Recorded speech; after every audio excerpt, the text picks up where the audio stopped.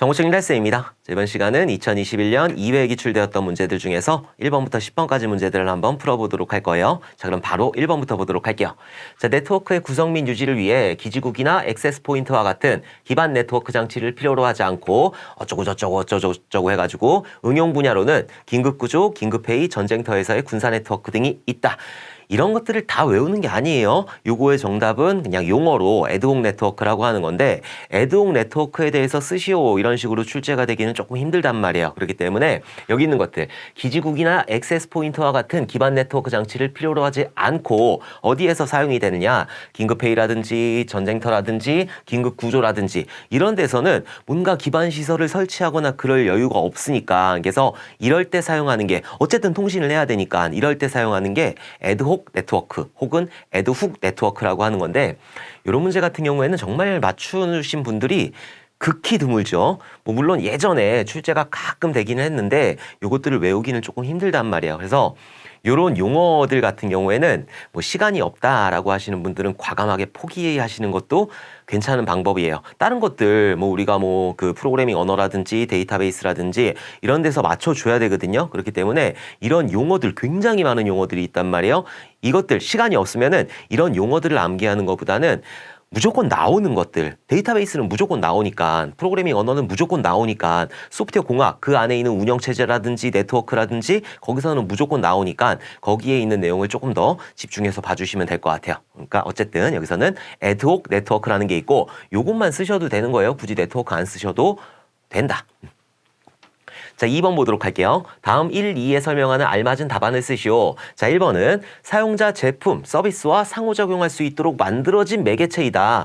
사용자가 제품을 사용할 수 있도록 하는 거예요. 자, 두 번째는 사용자 경험의 약자로 사용자가 어떠한 서비스, 제품을 직간접적으로 이용하면서 느끼는 종합적인 만족이다. 자, 이 같은 경우에는 UI하고 UX에 관련된 내용이죠. 그래서 UI라고 하는 거는 유저 인터페이스예요. 그러니까 사용자가 어떤 제품을 사용할 때 그것들의 접점이 될 수 있는 거. 내가 지금 컴퓨터라는 거를 사놓고 가만히 이러고 있으면 컴퓨터가 알아서 움직이나? 그렇지 않죠. 운영체제라고 하는 게 있어야 되는 거예요. 그게 도스가 됐든 아니면 유닉스가 됐든 리눅스가 됐든 윈도우가 됐든 그런 것들이 있어야 되는 거고 그걸 보고 내가 그것들을 이용할 수 있는 여기 있는 컴퓨터라고 하는 하드웨어를 이용할 수 있게 해주는 거 그걸 보고 뭐라고 한다? UI라고 한다. 어렵게 보지 말고 그냥 여러분들이 네이버를 이용할 거예요. 난 네이버 이용할 거야. 네이버 이용할 거야. 네이버에서 제공을 해야지 이용을 할 거 아니에요. 네이버가 제공하는 거 여러분들이 네이버를 이용할 수 있도록 예쁘게 화면을 만들어 놓고 여기에 뭐 로그인도 있고 위에 메뉴도 있고 여기 뉴스도 있고 그런 것들이 유저 인터페이스 내가 그 서비스를 이용할 수 있도록 내가 그 하드웨어를 이용할 수 있도록 해주는 게 UI가 되는 거죠. 유저 인터페이스. 그럼 UX라고 하는 게 있는데 UX라고 하는 건 유저 익스피리언스예요. 그래갖고 사용자의 경험이 되는 거죠. UX 디자인을 한다, UX 디자인을 한다 이런 용어들이 가끔 나오는데 그게 무슨 말이냐면은 사용자의 경험을 바탕으로 이게 불편하니까는 그것들을 개선하는 디자인을 하게 되는 거예요. 그걸 보고 UX 디자인이라고 하는 거고 이런 사용자의 경험을 바탕으로 디자인을 해가지고 사용자가 편리하게 이용할 수 있도록 UI를 만들어주게 된다. 그러니까 UI하고 UX하고는 뗄래야 뗄 수 없는 그런 관계가 되는 거고 우리가 정보처리 기사를 취득을 하는 거니까 UI하고 UX에 대해서는 여러분들이 구분을 해주시는 게 좋다. UI라고 하는 건 내가 보는 화면을 얘기하는 거예요. 그리고 그 화면이 불편하니까는 유저 익스피리언스 그러니까 사용자의 경험을 통해 가지고 그것들을 UI에다가 반영을 한다. 이렇게 알아두시면 될 것 같아요. 그래서 1번에 들어가는 거는 사용자가 제품 서비스와 상호작용할 수 있도록 만들어진 뭔가 매개체가 되는 거니까 1번에 들어가는 거는 UI가 되는 거죠. 유저 인터페이스 이렇게까지 쓰실 필요 없어요. UI 이렇게만 쓰시면 되는 거예요. 자, 두 번째는 사용자의 경험의 약자로 사용자가 어떠한 서비스, 제품을 직간접적으로 이용하면서 느끼는 종합적인 만족이다. 만족을 못하니까는 여기에 뭔가 UX 디자인을 해가지고 UI에 반영하게 되는 거잖아요. 그래서 2번에 들어갈 거는 UX가 되는 거죠. 그래서 2번에 들어가는 내용은 UI하고 UX가 된다. 요 UI하고 UX 같은 경우에는 우리 그 UI 설계 원칙들 4가지가 있었잖아요. 그거를 좀 여러분들이 정확하게 기억을 해두셔야 돼요. 그래서 직관성이라는 게 있고 유효성이라는 게 있고 학습성이라는 게 있고 유연성이라고 하는 거 이렇게 4가지가 있다. 그래서 직관성이라고 하는 거는 내가 그걸 딱 봤을 때 이해할 수 있어야 되는 거예요. 얘가 로그인이다. 얘가 뉴스이다. 이런 것들을 이해할 수 있어야 되는 거죠. 자, 누구나 쉽게 이해하고 사용할 수 있어야 된다. 자, 그리고 유효성이라고 하는 거는 내가 로그인을 눌렀는데 엉뚱생뚱 발랄하게 웹툰 로그가 안 되는 거잖아요. 로그인했으면은 로그인 다음하면 뭐 로그인이 완료되었습니다. 아니면 사용자 정보가 나온다든지 그런 것들이 나와야 되기 때문에 사용자의 목적을 정확하게 달성할 수 있어야 되는 거예요. 사용자의 목적을 정확하게 달성해야 된다라고 하는 게 유효성이 되는 거고 학습성이라고 하는 거는 누구나 쉽게 그것들을 배울 수 있어야 되는 거예요. 자, 누구나 쉽게 배우고 익힐 수 있어야 된다. 자, 다음 유연성이라고 하는 거는 확장이 가능해야 된다. 여기 있는 UI라고 하는 거는 계속적으로 개편을 해야 되는 거기 때문에 사용자의 요구사항을 받아가지고 그것들을 확장할 수 있어야 된다라고 하는 게 유연성이 되는 거죠. 자, 사용자의 요구사항을 최대한 수용하며 오류를 최소화해야 된다. 이게 이제 유연성이에요. 오류라고 하는 거는 어쩔 수 없이 있을 수밖에 없어요. 어쩔 수 없이. 그러니까 요것들을 고쳐줄 수 있어야 되는 거죠. 그게 이제 유연성이에요. 그래서 UI 설계 원칙 4가지, 직관성이라는 게 있는 거고 유효성이라는 게 있는 거고 학습성, 유연성 이렇게 4가지가 있다는 걸 꼭 알아두셔야 돼요. 오케이. 자, 3번 보도록 할게요. 디자인 패턴 중 클래스나 서로 상호작용하는 방법이나 책임 분배 방법을 정의하는 패턴으로 체인 오브 리스폰시빌리티, 커맨드, 이터레이터, 옵저버 패턴 등이 있다라고 했을 때, 자, 디자인 패턴이라고 하는 거는 지난번에도 잠깐 설명을 드렸는데 디자인 패턴이라고 하는 거는 객체 지향에서 이렇게 했더니 좀 더 효율적으로 뭔가 이용을 할 수 있었다, 개발할 수 있었다 이런 것들을 만들어 놓은 소스 코드, 예제 코드라고 보시면 되는 거예요. 그래서 디자인 패턴에는 세 가지 그런 패턴이 있는데 먼저 객체를 생성할 때 하는 거 생성 패턴이라고 하는 거고 그 다음에 이 구조들을 결합하는 거 뭔가 이것하고 이거하고 결합해가지고 확장을 한다든지 아니면 이 안에 있는 내용을 조금 확장에는 열려 있고 그리고 그 수정에는 닫혀 있게 한다든지 이런 식으로 만들어 놓은 거 그걸 보고 구조 패턴이라고 하는 거고 마지막으로 알고리즘이라든지 그런 것들을 정의해 놓은 거 뭔가 행위를 하는 거 그걸 보고 행위 패턴이라고 한다. 그래서 쉽게 나오면 이게 나오게 되는 거죠. 생성 패턴, 구조 패턴, 행위 패턴. 그래서 디자인 패턴 같은 경우에는 생성 패턴, 구조 패턴, 행위 패턴 이렇게 3가지가 있는데 이런 것들 이터레이터라든지 옵저버라든지 이런 것들이 들어가는 거는 여기 있는 행위 패턴이 되는 거예요. 그래서 3번의 정답은 행위 패턴이다. 그래서 요 디자인 패턴 같은 경우에는 지금 막 외우려고 하지 마세요. 일단 디자인 패턴 안에는 구조 패턴이라는 게 있고 그리고 생성 패턴이라는 게 있고 행위 패턴이라는 게 있다. 요 정도만 암기를 하시고 그리고 시험장 들어가셔가지고 제가 그거는 엔잡에다가 정리해가지고 올려놓을 건데 그것만 딱 보시면 되는 거예요. 시험용으로만 쓰시면 되는 거지 그걸 지금 암기하겠다? 그건 아무 의미가 없단 말이에요. 이거를 가지고 디자인 패턴을 가지고 실무에서 써요. 실무에서 쓰는데 이것들을 다 쓰는 게 아니다. 그리고 안에 있는 내용들을 보는 게 아니에요. 이게 어떻게 실제로 구현이 되는지 이런 것들을 실무에서 사용을 하게 되는 거지.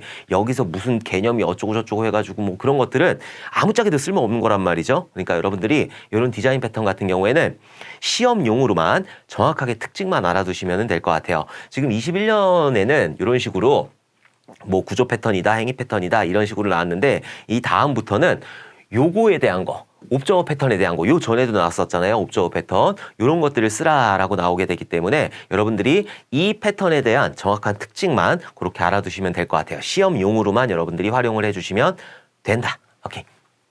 자, 4번 보도록 할게요. 트랜잭션의 특성 중 원자성에 대해서 설명하시오. 자, 트랜잭션의 특성 같은 경우에는 꼭 기억을 해두셔야 된다고 그랬죠? 그래서 애시드 성질이 되는 거예요. 4가지. 애시드 성질이 되는 거고 어토미시티, 컨시스턴시, 아이솔레이션, 듀라빌리티. 그래서 어토미시티 같은 경우에는 원자성이 되는 거예요. 자, 원자성이 되는 거고 자, 컨시스턴시 같은 경우에는 일관성이 되는 거고 자, 그다음에 아이솔레이션 같은 경우에는 격리성 혹은 독립성. 자, 이렇게 되는 거고 듀라빌리티 같은 경우에는 영속성 이렇게 되는 거죠. 그래서 요거 4가지에 대해서 여러분들이 정확하게 알고 계셔야 돼요. 자, 원자성이라고 하는 거는 이 연산의 결과가 트랜잭션의 결과가 모두 반영되거나 모두 반영되지 말아야 된다라고 해가지고 커밋하고 롤백 요거에 관련되어 있는 게 여기 있는 어토미시티 원자성이 되는 거예요. 모두 반영되거나 모두 반영되지 말아야 된다. 트랜잭션이라고 하는 건 하나의 일처리 단위가 되는 거고 내가 내 친구한테 1,000원을 보낼 때 내 통장에서 1,000원이 빠지고 내 친구 통장에 1,000원이 들어간단 말이에요. 이게 하나의 단위로 다 이루어지거나 내 통장에서 1,000원이 빠지고 내 친구 통장에 1,000원이 들어가는 게 다 이루어지거나 아니면은 내 통장에서 빠졌어요. 근데 오류가 발생했단 말이에요. 그거 다시 원복시켜줘야 되는 거죠. 모두 반영되거나 모두 반영되지 말아야 된다라고 하는 게 여기 있는 원자성, 커밋하고 롤백의 영향을 받는 게 여기 있는 어토미시티, 원자성이라고 하는 거고 자 그리고 일관성, 컨시스턴시 같은 경우에는 이런 트랜잭션의 상태가 이제 완료가 됐을 때 트랜잭션이 완료가 됐을 때 일관성 있는 DB 상태를 유지해야 된다라고 하는 게 여기 있는 일관성, 컨시스턴시가 되는 거고 얘는 애매하기 때문에 요거에 대해서 써라 나오기는 조금 힘들어요. 자, 그다음에 격리성, 독립성, 아이솔레이션 같은 경우에는 하나의 트랜잭션이 실행 중일 때 다른 트랜잭션이 그 트랜잭션, 실행 중인 트랜잭션에 영향을 미치면 안 된다라고 하는 게 아이솔레이션, 격리성, 독립성 똑같은 얘기예요. 그래서 아이솔레이션도 여러분들이 알아두셔야 되는 거고 듀라빌리티, 영속성 같은 경우에는 트랜잭션의 결과는 영구히 보존되어야 된다. 뭐 백업을 해놓든 어떻게 해놓든 영구히 보존되어야 된다라고 하는 게 듀라빌리티, 영속성이 되는 거예요. 그래서 여기 있는 트랜잭션의 특성 4가지, 애시드 성질, 어토미시티, 컨시스턴시, 아이솔레이션, 듀라빌리티 영어로도 알아두셔야 돼요. 원자성, 일관성, 격리성, 독립성, 여기 영속성 요거 4가지는 너무너무 중요한 개념이기 때문에 꼭 기억을 해두셔야 된다. 4번에서 원자성에 대해 설명하라고 그랬으니까 원자성 같은 경우에는 모두 반영되거나 모두 반영되지 말아야 된다라는 게 꼭 들어가야 되는 거예요. 트랜잭션의 그 처리 연산 결과는 모두 반영되거나 모두 반영되지 말아야 된다. 자, 연산의 결과는 모두 반영되거나 모두 반영되지 않아야 된다라고 하는 게 여기 있는 원자성이 되는 거고 원자성에 관련된 명령을 쓰시오라고 하게 되면은 커밋이라고 하는 게 있고 자, 그다음에 롤백이라고 하는 게 있다. 그래서 커밋 같은 경우에는 얘는 부분 완료 상태로 들어간단 말이에요. 막 실행해가지고 부분 완료 상태, partially committed라고 하는데 부분 완료 상태로 들어갔을 때 얘는 반영이 안 돼 있어요. 자, 이때 commit이라는 연산을 날리게 되면은 얘는 이때 DB에 반영이 되게 되는 거예요. 모두 반영되거나 롤백이라고 하는 거는 뭐 중간에 오류가 발생을 했다거나 아니면 부분 완료 상태, partially committed에서 야 이건 아닌 것 같다. 다시 원복하자라고 해가지고 롤백을 시키게 되는 거예요. 모두 반영되지 말아야 된다. 모두 반영되거나 모두 반영되지 말아야 된다라고 하는 게 원자성이 되는 거고 원자성 같은 경우에는 커밋하고 롤백에 영향을 받게 된다. 이렇게 알아두시면 될 것 같아요. 오케이. 자, 5번 보도록 할게요. 부분함수적 종속성을 제거하여 완전함수 종속을 만드는 정규형이 무엇인지 쓰시오. 자, 이런 문제 같은 경우에는 제가 계속적으로 설명을 드렸고 여러분들 무조건 맞춰야 되는 그런 문제가 되는 거죠. 그래서 일단 이런 정규형 같은 경우에는 개념 설계를 진행을 하는 거고 그 다음에 논리 설계를 진행하는 거고 그 다음에 물리 설계를 진행을 하게 되는데 여기 있는 개념 설계 같은 경우에는 ER 다이어그램을 만들어주게 되는 거고 논리 설계에서는 트랜잭션 인터페이스를 만들고 그리고 목표 DBMS에 맞는 설계를 해주게 된다. 이 목표 DBMS가 그 관계형 데이터베이스이다 라고 했을 때는 이거를 정규화시키는 거를 여기 논리 설계에서 수행을 해주게 되는 거고 물리 설계 같은 경우에는 성능에 관련된 그런 설계를 해주게 된다. 그래서 뭐 용량이라든지 이런 것들도 같이 여기 물리 설계에서 해주게 되는 거고 성능의 향상을 위해서 여러 가지 작업들을 수행을 하게 되는 거예요. 그래서 파티션이라는 것도 나누게 되는 거고 자 그리고 클러스터링이라는 것도 하는 거고 얘는 모아두는 거죠. 비슷한 것 들끼리 클러스터링, 자 다음에 인덱스라고 하는 것도 만들게 되는 거고 자 다음에 뷰라고 하는 것도 만들게 되는 거죠. 자 이런 것들을 통해 가지고 성능 향상을 꾀하는 거고 만약에 성능 향상이 안 된다라고 하게 되면은 정규화에 위배되는 반정규화 작업을 수행을 해주게 된다.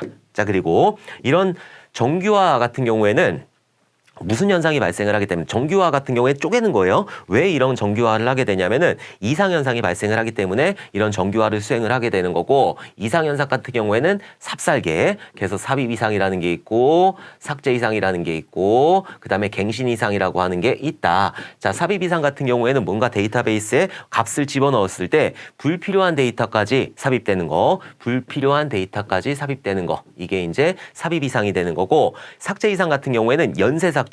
내가 어떤 데이터를 삭제했을 때 내가 원치 않는 데이터들까지 연쇄적으로 삭제가 되는 현상. 갱신 이상 같은 경우에는 정보에 모순이 생기는 현상이라고 그랬죠. 그래서 모순이 생기는 현상. 여기는 바뀌었는데 여기는 안 바뀌었어. 이런 것들이 이제 갱신 이상이라고 한다. 그래서 이런 정규화 같은 경우에는 함수적 종속 관계를 이용을 한단 말이에요. 그래서 완전 함수 종속이라고 하는 게 있고 부분 함수 종속이라고 하는 게 있고 이행적 함수 종속이라고 하는 게 있는데 완전 함수 종속 같은 경우에는 좋은 거예요. x를 가지고 y를 안다. 그러니까 그러니까 Y는 X에 종속되어 있다라고 보는 거고 나는 주민번호에 종속되어 있는 거죠. 자, 그렇게 보시는 거고 부분 함수 종속이라고 하는 거는 얘는 키가 하나일 땐 상관없어요. 없고 키가 2개 이상일 때, 그러니까 예를 들어서 회원번호가 아니지, 학번이라는 거하고, 자, 그리고 과목번호라는 게 있어요. 자, 이 2개를 가져야지 특정 학생의 과목 점수를 알 수 있단 말이에요. 영어 점수 이런 것들을 알 수 있단 말이라. 그렇기 때문에 이렇게 점수라고 하는 거는 학번하고 과목번호를 알아야지 점수, 특정 과목의 점수를 알 수 있어요. 얘는 완전함수 종속인데 학번만 가지고 이름을 알 수도 있잖아요. 자, 이렇게 됐을 때 학번만 가지고 이름을 알 수 있기 때문에 얘가 부분함수 종속이라고 한다. 그래서 요거를 어떻게 해줘야 되느냐, 요렇게 자르는 거고 요렇게 잘라가지고 2개의 릴레이션으로 만들어주게 되는 거예요. 그러면은 부분함수 종속을 제거해서 완전함수 종속으로 만들게 되는 거고, 자, 이행적 함수 종속 같은 경우에는 X를 알면 Y를 알 수 있다. 자, Y를 알면 Z를 알 수 있다. 그러면은 X를 알면 Z를 알 수 있지 않니? 라는 게 성립이 될 수 있기 때문에 요거를 제거를 해줘야 돼요. 그래서 X하고 Y하고 잘라가지고 하나의 릴레이션으로, Y하고 Z하고 잘라가지고 하나의 릴레이션으로 이렇게 구성을 하는 게 이행적 함수 종속을 제거해서 완전함수 종속으로 만드는 과정이 되는 거고, 지금 여기서는 부분함수적 종속을 제거한다고 그랬어요. 정규화 같은 경우에는 1정규형, 2정규형, 3정규형, BC, N, F정규형, 그 다음에 4정규형, 5정규형, 자, 이렇게 수행을 하게 되는데 보통 실무에서는 3정규형까지만 수행을 하게 된다. 자, 1정규형 같은 경우에는 도메인이 원자값이어야 되는 거예요. 도메인이 원자값이라고 하는 소리는 만약에 하나의 속성에 여러 개의 값이 들어가면 안 된다라고 하는 게 도메인이 원자값이 되는 거고, 2정규형 같은 경우에는 부분함수 종속을 제거해가지고 얘를 완전함수 종속을 만들어줘야 되는 거고, 3정규형 같은 경우에는 이행적 함수 종속을 제거해서 완전함수 종속을 만들어야 되는 거고, BCNF 같은 경우에는 결정자이면서 후보키가 아닌 것들을 제거해줘야 되는 거고, 자, 4정규형 같은 경우에는 다치 종속을 제거해줘야 되는 거고, 5정규형 같은 경우에는 조인 종속을 이용을 해줘야 된다. 자, 지금 여기서 부분함수 종속을 제거해서 완전함수 종속을 만족하는 정규형이라고 그랬기 때문에 부분함수 종속을 제거해가지고 완전함수 종속을 만드는 거는 이정규형이 되는 거죠. 그래서 여기에 있는 5번의 정답은 이정규형, 제2정규형, 그냥 이정규형, ENF 뭐 이렇게 써서 아무거나 쓰셔도 돼요. 제2정규형 쓰셔도 되는 거고, 이정규형 쓰셔도 되는 거고, ENF 쓰셔도 되는 거고, 아무거나 쓰셔도 된다. 그래서 이거는 혹시라도 출제가 되면 무조건 맞춰주셔야 되는 그런 부분이에요. 연관되어 있는 그런 개념까지 다 해서. 자, 6번 보도록 할게요. 다음에 설명하는 대칭키 암호를 쓰시오. 자, 그 암호 같은 경우에는 이제 대칭키라는 게 있고 비대칭키라고 하는 게 있단 말이에요. 자, 대칭키하고 비대칭키 같은 경우에는 제가 차이점을 영희하고 이제 저하고 관계, 그러니까 철수인가? 아무튼 걔의 관계에 대해서 제가 유튜브에다가 자세하게 설명해 놓은 게 있으니까는 그거를 한번 5분 특강에 그거를 한번 참고를 해주시면 될 것 같고, 대칭키라고 하는 거는 양쪽의 키가 같은 거예요. 그러니까는 내가 암호화하는 키하고 복호화 푸는 키하고 그 열쇠가 똑같은 거, 그걸 보고 대칭키라고 하는 거고, 비대칭키라고 하는 게 있어요. 비대칭키 같은 경우에는 얘는 공개키라고도 해요. 공개키. 얘는 대칭키 같은 경우에는 키가 똑같다라고 해가지고 그냥 대칭키라고 하는 거고, 그리고 비대칭키 같은 경우에는 공개키 암호화라고도 해요. 왜냐면은 비대칭키 같은 경우에는 키가 2개가 있어요. 암호화하는 키하고 복호하는 키하고 2개가 틀려요. 그래갖고 하나는 공개를 내놔요. 누구나 볼 수 있도록. 하나는 내가 가지고 있는 개인 키가 되는 거고, 그래서 공개키라고도 한다. 공개키? 안 들어봤는데 비대칭키하고 공개키하고 똑같은 거예요. 자, 어쨌든 한번 보면 NIST가 주최한 공모전에서 채택된 레인달 알고리즘을 가리킨다. DES를 대신하여 새로운 표준이 되었다. 블록 크기는 128비트이고 키 길이는 128, 192, 256비트이다. SPN 구조이다. 자, 요거는 AES가 되는 거죠. 이거는 어쩔 수 없이 외울 수밖에 없어요. AES. 자, DES 같은 경우에는 예전에 깨졌단 말이에요. 그래서 얘를 이제는 사용을 못하게 권고를 하고 있어요. 그래서 지금 사용하는 거는 AES가 되는 거고, 물론 AES도 언젠간 깨질 거예요. 깨지면 뭐 다른 암호 알고리즘이 나오겠죠. 자, 어쨌든 지금 여기서 얘기하는 거는 AES가 되는 거예요. 자, 그럼 한번 정리를 한번 해보도록 할게요. 이건 정답은 AES가 되는 거고, 자, 나올 수 있는 거, 뭐 물론 이거 말고도 굉장히 많지만 일단 나올 수 있는 거, 블록 암호 알고리즘이다 라고 하는 거. 블록 암호 알고리즘 같은 경우에는 많은 데이터를 암호화시킬 수 있게 되는 거예요. 그래서 DES 같은 경우에는 64비트 블록을 56비트 키로 암호화시키는 거고 16라운드를 돌리게 된다. 자, 그리고 페이스텔 구조이다. 자, 페이스텔 구조하고 SPN 구조하고 뭐가 틀리냐면은 페이스텔 구조 같은 경우에는 이렇게 데이터가 있으면 얘를 나눠요. 나눠가지고 이렇게 돌려가지고 암호화시키고 이렇게 돌려가지고 암호화시키고 요게 이제 페이스텔 구조가 되는 거고 SPN 구조 같은 경우에는 여기 있는 걸 다 내려요. 그리고 여기서 암호화시키고 뭐 애드라운드 키 뭐 믹스 뭐 어쩌고저쩌고 해가지고 여기서 하고 또 내려가지고 전체를 다 내리는 거예요. 요게 이제 SPN 구조가 되는 건데 정보처리 기사에서는 그냥 페이스텔 구조이다, SPN 구조이다 이렇게만 알아두시면 되는 거지 이게 막 나오고 그러는 개념은 아니에요. 왜냐하면 정보 보안 기사에서 이게 나오는 거라서. 자, 어쨌든 DES는 그렇고 3DES라고 하는 건 DS를 3번 묶은 거예요. 3번. 그래서 2개의 키. 왜? 3번 묶었으니까 암호화, 복호화, 암호화 이렇게 수행을 하게 되는 거고 당연히 DES를 3번 묶었으니까는 페이스텔 구조가 되는 거죠. 자, AES라고 하는 거는 얘가 지금 방금 전에 시험에 나온 거 요거 DES를 대체해가지고 나온 게 AES가 되는 거고 128비트 블록 그리고 128, 192, 256비트 키. 그러니까 요거 셋 중에 하나 쓰는 거예요. 자, 각각에 맞춰가지고 128이면은 10라운드, 192라면은 12라운드, 그리고 250이라고 하면 14라운드 이렇게 돌리는 거고 SPN 구조가 된다. 라운드라는 게 뭐냐면은 여기서 이렇게 내려가지고 뭐 애드믹스하고 뭐 무슨 키에 뭐 저거 아니는데 이걸 1라운드라고 하는 거 이걸 1라운드 또 내려가지고 다음에 수행하게 되면 얘가 2라운드가 되는 거고 요거를 10라운드, 12라운드, 14라운드 이렇게 반복한다고 하는 거예요. 자, 그게 이제 여기 있는 AS가 되는 거고 스킵잭 얘가 시험에 나왔었는데 이런 문제는 좀 그렇죠. 자, 64비트 블록, 80비트 키, 32라운드 페이스텔을 변형한 구조예요. 요것만 알아두시면 돼요. 요것만 특징들. 자, IDEA 같은 경우에는 64비트 블록이고 128비트 키를 사용하고 8라운드 SPN하고 페이스텔 요 두 개의 구조를 같이 가지고 있고 스위스에서 만들었다. 요것도 나왔어요.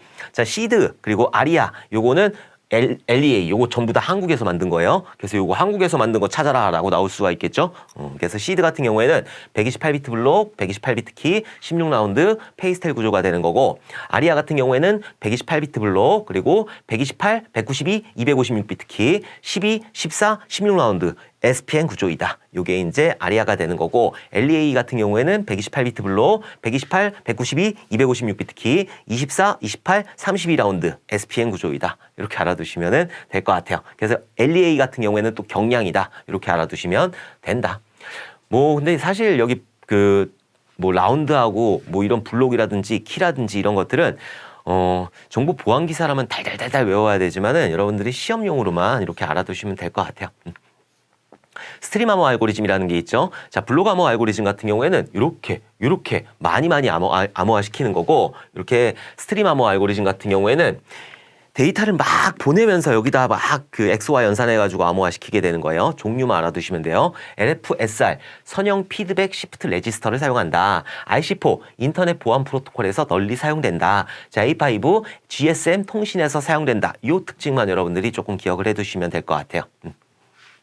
자, 공개키 암호 알고리즘 같은 경우에는 뭘 기반으로 하고 있느냐. 그래서 소인수 분해를 기반으로 하고 있다. 소인수 분해가 어려워. 그러니까는 이거를 기반으로 하고 있는 게 RSI하고 라빈이 되는 거고 이산대수 같은 경우에는 디프엘만, DSA, 엘가말, ECC까지예요. 여기 있는 ECC 같은 경우에는 타원 곡선을 이용하긴 한 건데 타원 곡선하고 이산대수를 같이 이용하기 때문에 ECC 같은 경우에는 이산대수도 속하고 타원 곡선에도 속하게 된다. 그래서 구분만 하시면 돼요. 소인수 분해를 이용했다. RSA하고 라빈이 되는 거고 그 다음에 이산대수는 디프엘만 그리고 DSA, 엘가말. 자, 그리고 타원 곡선 같은 경우에는 ECC 이렇게 종류를 꼭 기억을 해두셔야 돼요.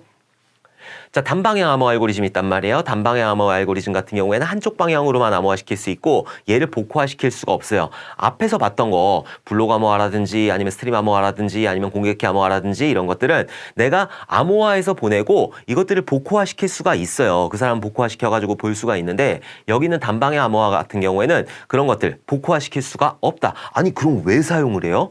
암호화 같은 경우에는 누가 못 보게 하고 이 사람은 안전하게 전달한 다음에 이 사람은 보게 하는 건데 왜 여기 있는 단방향 암호화를 사용하나요? 비밀번호 같은 경우에 여러분들이 아이디 패스워드 있잖아요. 그 비밀번호 같은 경우에 이런 단방향 암호화를 사용하게 되는 거고 그리고 얘가 이제 뭐 무결성 검사할 때 얘가 뭔가 변조가 되었는지 그렇지 않은지 이런 것들을 검사할 때 쓰는 게 여기 있는 단방향 암호 알고리즘이 된다. 그래서 종류들 MD5라는 게 있는 거고 얘 같은 경우에는 MD4를 발전시킨 거고 얘도 깨졌어요. 자, 빠른 계산 속도 취약점이 발견되었다. 자, SH 샤라고 해가지고 샤 계열이 있어요. 샤 계열 샤 0, 샤 1 뭐 이렇게 해가지고 굉장히 많은데 뭐 샤 256, 샤 192 뭐 이런 것들 많은데 그냥 NIST에 의해 개발된 해시 함수이다. 이렇게만 알아두시면 될 것 같아요. HAS 160 같은 경우에는 한국에서 개발했어요. 한국에서 개발된 해시 함수이다. 디지털 서명에 사용이 된다. 이런 특징들 이것만 여러분들이 좀 정리를 해주시면 될 것 같아요. 자, 7번 보도록 할게요. 다음 테이블에서 이름이 이씨로 시작하는 사람을 내림차순 정렬로 출력하는 SQL문을 완성하시오 라고 해가지고 지금 사실 SQL 같은 경우에는 답안이 여러 개가 나올 수가 있어요. 정확하게 답만 내면 되는 거니까. 근데 저는 이렇게 한번 풀어보도록 할 거예요. 자, 근데 들어가기 전에 우리 인서트하고 업데이트하고 딜리트하고 이런 것들 다 한번 알아보도록 할게요. 왜냐면 이게 여러분들한테 익숙해져야 되기 때문에 인서트문 틀린 분들 되게 많거든요. 딜리트문 틀린 분들도 되게 많단 말이라 그렇기 때문에 이런 것들 여러분들이 익숙하게 시험장에서 표현을 하시려면은 많이 보셔야 되는 거예요. 자, 인서트 같은 경우에는 인서트 대소문자 상관없어요.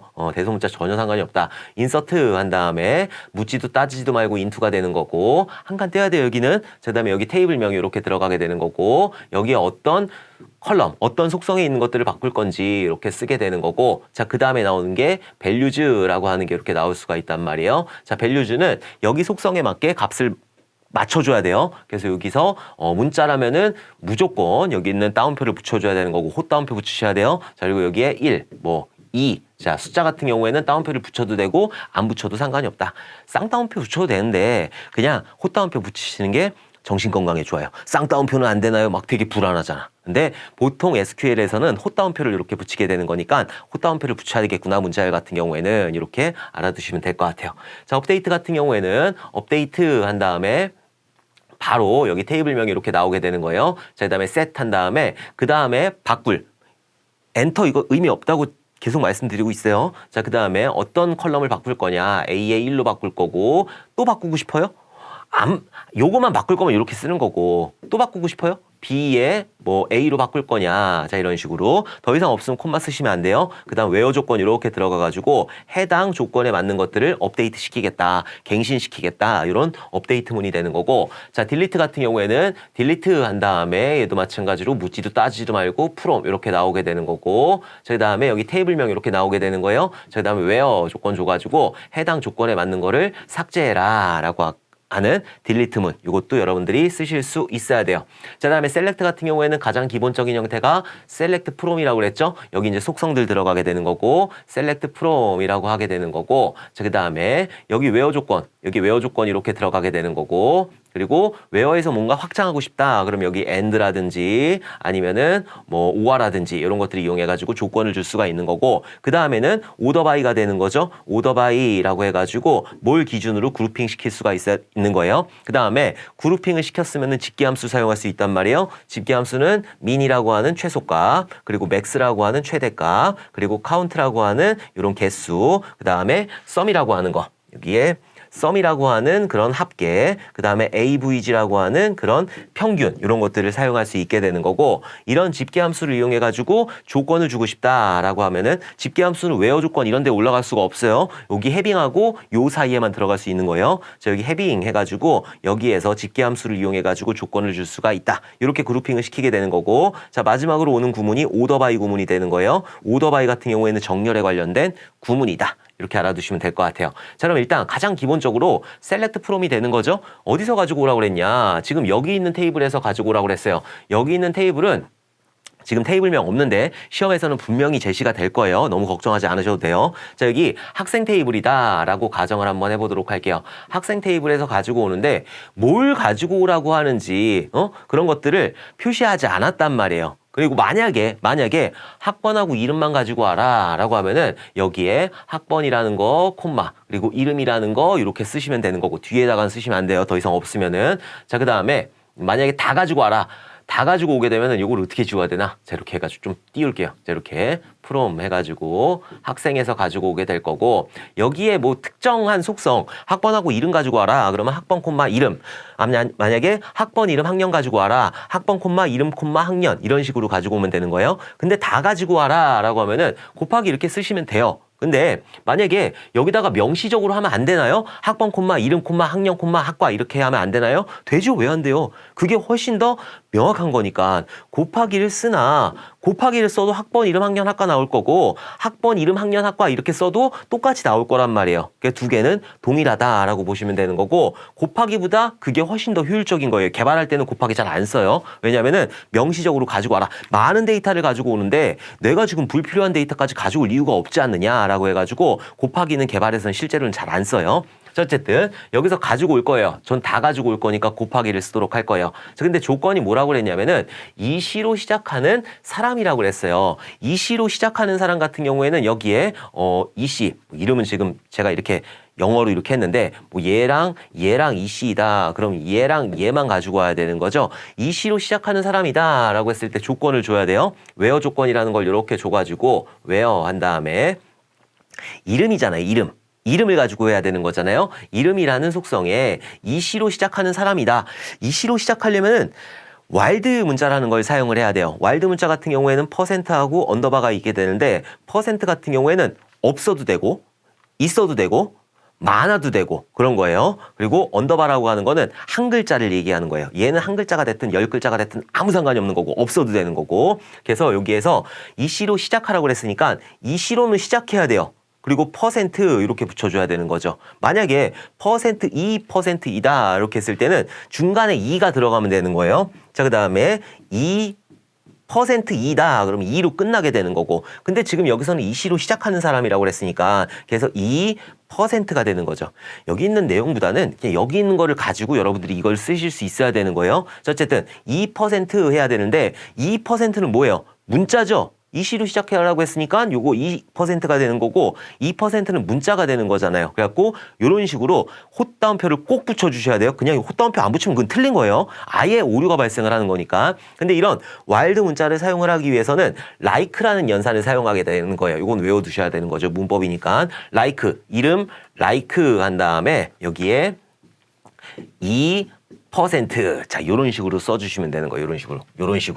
자, 요런 식으로 써주시면 되는 거고, 제가 요거는 밑으로 내려서 쓰도록 할게요. 이렇게 써도 상관없어요. like 한 다음에 여기에 2% 이렇게 쓰면 안 된다고요. 여기다가 헛다운표를 이렇게 꼭 붙여주셔야 된다. 그래서 왜요? 이름 like. 그러니까 이름이 이시로 시작하는 사람들이다. 만약에 똑같이 옆에다가 해가지고 는 해가지고 2% 이렇게 하면 안 돼요? 안 돼요. 왜냐면은 이렇게 했을 때는 이름이 2%인 걸 가지고 오는 거예요. 여기가 이름이 2% 이거를 가지고 와라 라고 하는 거예요. 그러니까 여기는 같다라는 기호를 사용할 수가 없어요. 인더 와일드 문자 같은 경우에는 like하고 같이 이용을 하게 되는 거예요. like 해가지고 이름이 뭘로 시작한다? 이시로 시작한다. 그러니까 2% 이렇게 해야 되는 거죠. 퍼센트 2%는요? 안 돼요. 왜냐하면 걔는 중간에 2가 들어와도 가지고 올 수가 있기 때문에. 그리고 퍼센트 2는요? 걔도 안 돼요. 2로 끝나야 되는 거니까 그렇게 알아두시면 되고 만약에 예를 들어서 퍼센트 2% 이렇게 했어요. 그럼 앞에 아무것도 안 나와도 돼요. 이응직이 되는 거고 뭐 기미박이 돼도 되는 거고 아무 상관이 없어요. 요거 퍼센트는 아무것도 없어도 된다라고 하는 거. 요것도 마찬가지예요. 그냥 흥이 이렇게 됐어요. 흥이 걔도 되는 거예요. 왜냐하면 뒤에 없어도 되는 거니까 퍼센트 현상 같은 경우에는. 근데 언더바 같은 경우에 틀려요. 이 언더바다. 그럼 2로 시작해야 되는 거고 두 글자가 되는 거예요. 자, 그다음에 이 언더바다. 그럼 2로 시작하고 세 글자가 돼야 되는 거고 요거를 좀 구분을 해주셔야 된다. 자, 어쨌든 이렇게 조건까지 만들었단 말이에요. 그 다음에 뭐를 했냐면은 내림차순으로 정렬을 하래요. 뭐 이름을 가지고 내림차순 정렬을 하겠죠. 정렬을 하기 위해서는 오더 바이라고 하는 구문이 이렇게 들어가게 되는 거고 오더 바이 한 다음에 뭘 기준으로 할 거냐? 이름을 가지고 할 거예요. 내림차순이라고 했으니까 D, E, S, C. 자, 이렇게 쓰면 되는 거죠. 여기 문자인데 여기다가는 따옴표 안 해요? 안 해요. 여기는 컬럼명이란 말이에요. 원래 컬럼명 같은 경우에는 이렇게 테이블명이라든지 컬럼명이라든지 이런 데다가 쌍따옴표를 붙여주는 게 원래는 그렇게 쓰는 게 맞긴 하는 건데 그렇게 안 써요. 아무도 안 써. 아무도 그렇게 따옴표를 쓰지 않는다고요. 그래서 여기 있는 테이블명이라든지 컬럼명 같은 경우에는 이런 따옴표 같은 거는 전혀 고려하지 않으셔도 되는 거고 그냥 명령들만 쭉 쓰시면 되는 거예요. 자, 그리고 이런 문자열 이런 것들, 뭐 값을 입력한다거나 아니면 값을 뽑아왔을 때 조건을 준다거나 이런 것들에는 여러분들이 호 따옴표를 붙여줘야 되는데 여기 있는 컬럼명이라든지 여기 있는 테이블명 같은 경우에는 따옴표를 붙여줄 이유가 전혀 없다. 그래서 이런 식으로 작성을 해주시면 되는 거고 맨 뒤에 세미콜론 많이 질문을 하시는데 세미콜론 붙여도 되고 안 붙여도 되고 아무 상관없어요. 그리고 시험에서는 조건, 그러니까 요구사항이 이렇게 내려올 거란 말이에요. 그거에 맞춰가지고 여러분들이 작성을 해주시면 된다. 그래서 보면은 셀렉트 곱하기 프롬 학생이라는 테이블에서 가지고 올 거고 왜요? 이름 like 2% 요거 아니에요. 요거 아니고 여기 2%가 되는 거고 요것도 아니에요. 요거 제가 교환해서 지워드리도록 할게요. 오더 바이 해가지고 이름 DSC다 이런 식으로 써주시면 되는 거예요. 자, 그러면은 이름을 가지고 내림차순 정렬하고 학년을 가지고 오름차순 정렬해라. 그럼 여기 뒤에다가 콤마 쓰고 이어서 해요. 이어서 학년을 가지고 어떻게 한다? 여기가 ASC 한다. 자, 이런 식으로 두 개를 쓰시면 되는 거예요. 그럼 먼저 이름을 가지고 DSC 내림차순하고 그 다음에 동일한 게 있으면은 학년을 가지고 ASC 정렬을 해주게 되는 거예요. 자, 이렇게 사용을 하실 수 있어야 되는 거고 이렇게 쓰실 수 있어야 되는 거고 요 뒤에 세미콜론은 하나의 명령이잖아요. 하나의 명령일 때는 아무 상관이 없는 거예요. 오케이. 자, 8번 보도록 할게요. 하나의 트랜잭션이 데이터를 액세스하는 동안 다른 트랜잭션이 그 데이터 항목을 액세스할 수 없도록 하는 병행 제어 기법이 무엇인지 쓰시오. 이건 병행 제어 기법이에요. 병행 제어 기법. 여기다가 격리성, 독립성 쓰시면 안 되는 거예요. 격리성, 독립성은 트랜잭션의 성질에 들어가게 되는 거고. 자, 지금 하나의 트랜잭션이 데이터를 액세스하는 동안 다른 트랜잭션이 그 데이터 항목을 액세스할 수 없도록 막아버려야 돼요. 뭘로? 자물쇠로. 락킹 기법이라고 하는 거죠. 락킹 기법. 그래서 로킹 기법, 로킹, 락킹 뭐 똑같아요. 그래서 8번의 정답은 로킹 기법이 된다. 이렇게 영어로도 이렇게 써주셔도 되는 거고 이걸 락킹으로 읽을 수도 있으니까 로킹 뭐 아니면은 영어로 이렇게 써주시면 된다. 자, 병행 제어 한번 알아보도록 할게요. 자, 병행 제어라고 하는 거는 병행을 제어를 하는 거죠. 왜냐하면 얘 같은 경우에는 공장통운의 특징을 가지고 있잖아요. 데이터베이스 같은 경우에는 공장통운의 특징을 가지고 있어가지고 공유 데이터이고 저장 데이터이고 통합 데이터이고 운영 데이터이다. 자, 데이터베이스 같은 경우에는 많은 사람들이 공유를 하게 되는 거고 그 데이터는 저장 장치에 저장이 되는 거고 중복을 제거해가지고 일관성 있는 정보를 제공해야 되는 거고 이 데이터베이스를 가지고 운영을 해야 되기 때문에 공장통운이 되는 거죠. 자, 근데 이런 공유하고 있을 때 어떤 데이터가 있어요. 어떤 데이터를 얘도 읽고 있고 그러면은 많은 문제점들이 발생을 할 수 있단 말이에요. 그래서 한 사람이 딱 들어가게 되면은 여기에 있는 데이터에 대해서 못 쓰게 락을 걸어야 되는 거예요. 만약에 이런 병행을 제어하지 않았을 때, 병행 제어를 하지 않았을 때의 문제점은 이렇게 여러 가지가 나타날 수가 있는데 갱신분실이라든지 비완료 의존성, 모순성, 연쇄복귀, 팬텀 뭐 이런 것들이 나타날 수가 있는 건데 팬텀은 밑에다 하나 써주시면 될 것 같아요. 갱신분실이라고 하는 거는 내가 트랜잭션 1이 뭔가를 가지고 가가지고 여기서 막 누군가 처리를 했어요. 근데 다른 사람이 또 여기 있는 데이터를 가지고 와서 막 이렇게 처리를 했단 말이에요. 그리고 얘가 업데이트를 시켰어요. 근데 얘가 또 업데이트를 시킨 거야. 그러면은 얘가 갱신했던 것들이 분실이 되는 거니까 이걸 보고 갱신 분실이라고 하는 거고 비완료 의존성도 거의 비슷한 개념이에요. 완료되지 않은 그런 트랜잭션의 결과를 가지고 갔다가 쓰게 되면은 비완료 의존성이 되는 거고 모순성 같은 경우에는 갱신 분실하고 비슷하다고 보시면 되는 건데 갱신 분실 같은 경우는 하나의 데이터에 대해서 얘기하는 거고 모순성 같은 경우에는 여러 개의 데이터를 얘기하는 거예요. 자, 연쇄복귀가 나가고 하는 거는 커밋하게 되면은 이미 완료된 것까지 같이 복귀되는 거 이걸 보고 연쇄복귀라고 한다. 그냥 요거 종류만 좀 알아두시면 될 것 같아요. 갱신분실, 비완료 의존성, 모순성, 연쇄복귀 그리고 갱신분실만 여러분들이 조금 확인을 해주시면 될 것 같아요. 자, 이런 병행 제어를 하지 않았을 때 문제점, 갱신분실이라든지 비완료 의존성, 모순성, 연쇄복귀, 팬텀 뭐 이런 일들이 발생이 될 수가 있는데 이런 문제가 발생이 되지 않도록 우리는 병행을 제어를 해줘야 된다. 그래서 여러 가지 기법이 있어요. 로킹 기법이라고 하는 건 얘는 제가 그 화장실을 비유해가지고 설명을 드렸죠. 지난번에 설명 안 드렸는데 한번 설명드리도록 할게요. 락킹이라고 하는 거는 단이라는 게 있단 말이에요. 락킹 단이. 그래갖고 뭐 크게 할 수도 있고 작게 할 수도 있어요. 그래서 지금 화장실이 이렇게 있다. 화장실이 이렇게 있고, 자, 여기에 출입문이 이렇게 있는 거고, 여기 출입문이 이렇게 있고, 자, 여기 변기들이 이렇게 여러 칸이 있단 말이에요. 이렇게 여러 칸이 이렇게 있는 상태에서 이제 여기를 지키는 아저씨가 이렇게 한 분 계시는 거예요. 근데 로킹 단위를 크게 했다라고 하는 거는 여기 화장실 문 자체를 잠궈버리는 거예요. 누가 들어갔을 때 화장실 문 자체를 잠궈버리는 거예요. 여기 변기가 굉장히 많은데 들어가면 화장실 문을 딱 잠궈가지고 여기만 이용을 하게 되는 거죠. 그러니까 로킹 단위가 크게 되면은 공유도는 당연히 적어지게 되는 거예요. 공유 같은 경우에는 얘는 당연히 적어지게 되는 거고 얘만 이용을 하고 있으니까. 그리고 이런 락킹, 그러니까 락의 숫자, 그러니까는 자물쇠의 숫자, 락의 숫자 같은 경우에는 얘도 줄어들겠죠. 왜냐면은 여기에 있는 거 그냥 잠궈버리면 되는 거니까. 자, 그다음에 얘가 일 처리하는 것들, 뭔가 일 처리라고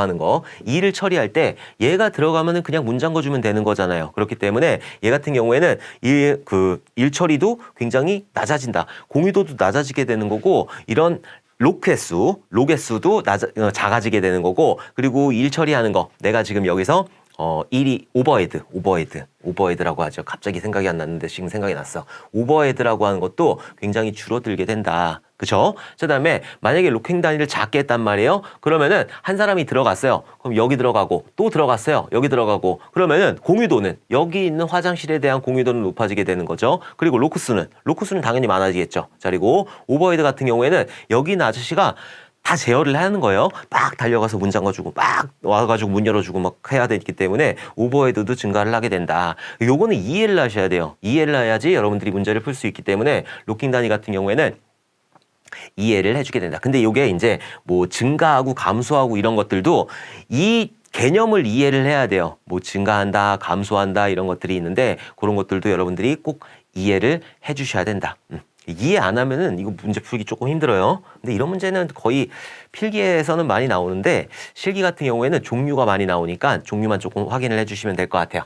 자, 2단계 로킹 기법 같은 경우에는 확장 단계하고 축소 단계를 가지고 있어가지고 확장 단계 같은 경우에는 배가 막 꾸룩꾸룩한 거예요. 막 달려가서 화장실 가서 문을 잠글 생각만 하는 거죠. 그러니까는 얘는 록을 획득할 수만 있는 거예요. 그리고 축소 단계 같은 경우에는 얘는 다 했으니까 나가야 되잖아요. 나가서 밥 먹어야지. 그러니까는 얘 같은 경우에는 록을 해제할 생각, 록을 해제하는 일만 하게 된다. 그래서 확장 단계, 축소 단계 알아두시고 타임스탬프라고 하는 거는 시간을 정하게 되는 거죠. 자, 그리고 낙관적 병행 제어는 야, 쟤들이 알아서 잘하겠지. 그리고 나중에 처리하는 거. 다중 버전 병행 제어 같은 경우에는 여러 개 타임 스탬프를 둬서 처리하는 거. 그걸 보고 다중 버전 병행 제어라고 한다. 요게 이제 병행 제어 기법들이 되는 거고 종류들 로킹이라든지 2단계 로킹이라든지 타임 스탬프라든지 낙관적 병행 제어, 다중 버전 병행 제어 이런 것들은 여러분들이 좀 기억을 해 두셔야 돼요. 그리고 로킹 같은 경우에는 뭐 증가하고 감소하고 이런 것들 개념이 있는데 그런 것들이 뭐 증가됐는데 여기는 뭐 밑으로 표시를 했어요. 이거는 이해하시면 된다고요. 이해하시면은 오버헤드가 막 감소되고 이런 것들, 이런 것들도 이해를 하셔야 되는 거예요. 자, 그러면 이제 회복 기법 알아보도록 할게요. 자, 회복이라고 하는 건 뭔가 장애가 발생을 했을 때 회복시키게 되는 거고 요것도 마찬가지로 종류들 로그 기반 회복 기법이라는 게 있고 로그 기반 회복 기법 같은 경우에는 즉시갱신이라는 게 있고 그리고 지연갱신이라고 하는 게 있다. 즉시갱신을 하게 되면은 얘 같은 경우에는 리드 연산이라는 거하고 언드 연산 요거를 둘 다 수행을 해줘야 되는 거고 지연갱신 같은 경우에는 리드만 수행을 해주게 된다. 요거는 지난번에도 설명을 드렸었죠. 자, 검사점 회복 기법이라는 게 있고 그림자 페이징 기법이라는 게 있고 미디어 회복 기법이라는 게 있고 ARIES 회복 기법이라는 게 있다. 그래서 얘 같은 경우에는 분석하고 리드하고 언두하고 이런 식으로 수행을 하게 된다. 요것들도 종류를 좀 기억을 해 두셔야 돼요.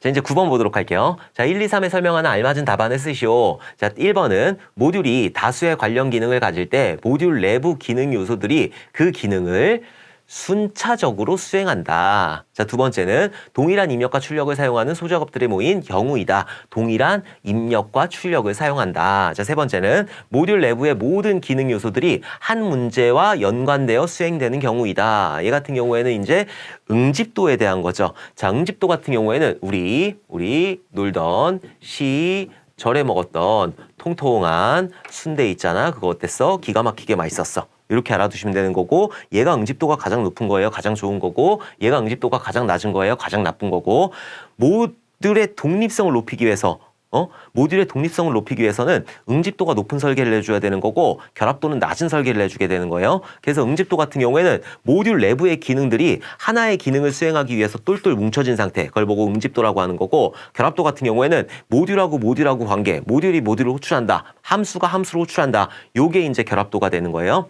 그래서 그 결합도는 낮을수록 좋은 거예요. 응집도는 높을수록 좋은 거고 자 우연적 응집도는 아무 상관이 없는 것들을 모아놓은 거예요. 자 그리고 논리적 응집도 같은 경우에는 얘네들이 비슷하겠다라고 하는 것들을 모아놓은 거 시간적 응집도 같은 경우에는 그냥 같은 시간대에 움직이는 그런 것들을 모아놓은 거 절차적 응집도 같은 경우에는 순차적으로 수행되는 거예요. 순차적. 자 통신적 응집도 같은 경우에는 동일한 입력하고 출력이 되는 거죠. 동일한 입력, 출력이 되는 거고 순차적 응집도 같은 경우에는 모듈 내부에서 하나의 활동으로 나온 그런 출력 값 다음에 입력값으로 사용이 되는 거 그게 이제 순차적 응집도가 되는 거예요.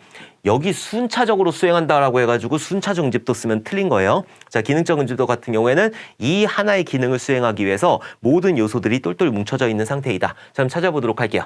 자 여기에 순차적으로 수행한다라고 했으니까 얘는 절차적 응집도가 되는 거죠. 순차적 응집도가 아니라는 거 꼭 기억을 해두셔야 돼요.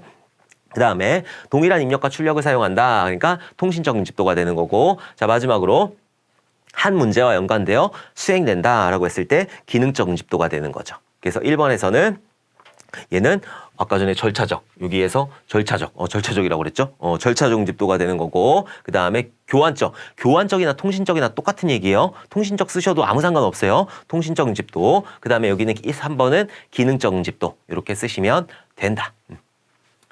자, 응집도하고 결합도 같은 경우에는 응집도 했으니까 결합도까지만 하도록 할게요. 자, 결합도 같은 경우에는 데스형이 되는 거죠. 데스형.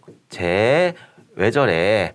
공유랑 내가 닮았대. 이렇게 알아두시면 되는 거고 데이터 결합도, 스탬프 결합도, 제어 결합도, 외부 결합도, 공유 결합도, 내용 결합도 이렇게 되는 거고 데이터 결합도 같은 경우에는 결합도가 가장 낮아요.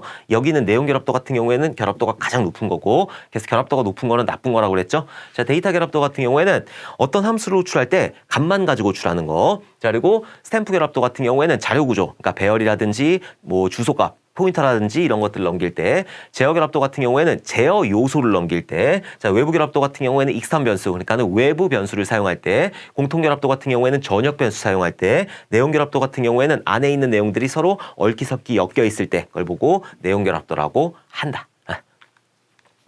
자 10번 보도록 할게요. 학생 테이블에서 점수가 90점 이상인 학생의 과목 평가를 A로 수정하는 SQL문을 작성하시오. 그냥 바로 작성 한번 해보도록 할게요. 자, 수정하라고 그랬어요. 수정하라고 그랬기 때문에 얘는 업데이트가 되는 거고 수정은 업데이트밖에 없나요? 업데이트밖에 없어요. 자, 무슨 테이블에서 학생 테이블이라고 그랬어요. 그럼 여기다가 테이블 빼고 학생이라고 써주시면 돼요. 학생 테이블이라고 쓰면 안 되나요? 분명히 거기에 테이블이 있으면 이렇게 학생 뭐 이런 식으로 들어가 있을 거예요. 학생 테이블에서. 그럼 요것만 써주시면 되는 거예요. 자, 학생 테이블에 있는 거를 수정을 할 거다. 업데이트 한 다음에 뭐가 나온다고 그랬어요? 셋이라고 하는 게 나온다고 그랬어요. 대소문자 아무 상관없고 거기서 점수가 90점 이상인 학생의 과목평가라는 그런 필드가 있을 거고 그거를 A로 수정해라 라고 했으니까 여기에 평가라고 하는 거 여러분들은 다 쓰셔야 되는 거고 자 여기에 A라고 하는 걸로 수정을 해라. 문자니까 따옴표 들어가야 되는 거예요. 2개 수정하라는 거 없죠. 요거 하나만 수정하라고 했고 만약에 이렇게 하고 실행을 시키게 되면은 학생 테이블의 과목 평가가 전부 다 A로 들어가요. 그래서 여기서 조건을 줬단 말이에요. 뭐가? 점수가 90점 이상인 학생이다. 아까 여기 외어 조건 이렇게 들어가 가지고 여기에 점수가 90점 이상이라고 그랬으니까 크거나 같다가 되는 거죠. 90 이렇게 써주시면 된다. 뒤에 세미콜론 붙여도 되고 안 붙여도 되고 아무 상관없어요. 왜냐면은 하나의 명령이기 때문에 하나, 둘, 셋, 4개잖아요. 아니죠. 업데이트 문이라는 하나의 명령이 되는 거죠. 그래서 써줘도 되고 안 써줘도 되는 거고 90이라는 것도 여기에 헛다운표 붙여도 되고 안 붙여도 되고 아무 상관없는 거예요. 숫자는 안 붙여도 돼요. 근데 여기 있는 문자 같은 경우에는 꼭 붙여주셔야 된다. 그럼 여기서 딱 보니까는 학생 테이블을 뭐 하라고 그랬어요? 여기서 업데이트하라고 그랬으니까 1번에 들어갈 건 업데이트가 되는 거고 2번에 들어갈 거, 여기에 들어갈 거 뭐예요? 셋이 되는 거죠, 셋. 옛날엔 이렇게 나왔는데 요즘에 이제 이렇게 안 나온단 말이에요. 이거 다 써라 라고 나오기 때문에 여러분들이 이거를 쓰실 수 있는 그런 연습을 해주셔야 되는 거고 인서트, 업데이트, 딜리트, 셀렉트 요거 전부 다 쓰실 수 있어야 된다. 그래서 정답은 1번에 들어갈 건 업데이트가 되는 거고 2번에 들어갈 거는 셋이 되는 거죠. 이렇게 해가지고 우리는 이번 시간에 10번까지 문제들, 21년도 2회에 출제되었던 문제들 중에서 10번까지 문제들을 한번 풀어봤어요. 정보처리 기출해설 특강을 들으시면서 여러분들이 문제답 형태로 외우시는 게 아니라 이런 문제들이 출제가 되니까는 어떤 식으로 공부를 해야 되겠다. 이런 것들, 내가 좀 이런 것들이 부족하니까는 그 내용에 대해서 조금 더 보완을 해야 되겠다. 요거를 여러분들이 판단해서 그런 내용들을 판단해서 좀 더 보완을 하시는 거지 문제답 형태로 외우시면 절대 안 되는 거예요. 이번 시간 너무너무 고생 많으셨고 우리 다음 시간에 웃는 얼굴로 다시 뵙도록 하겠습니다. 감사합니다.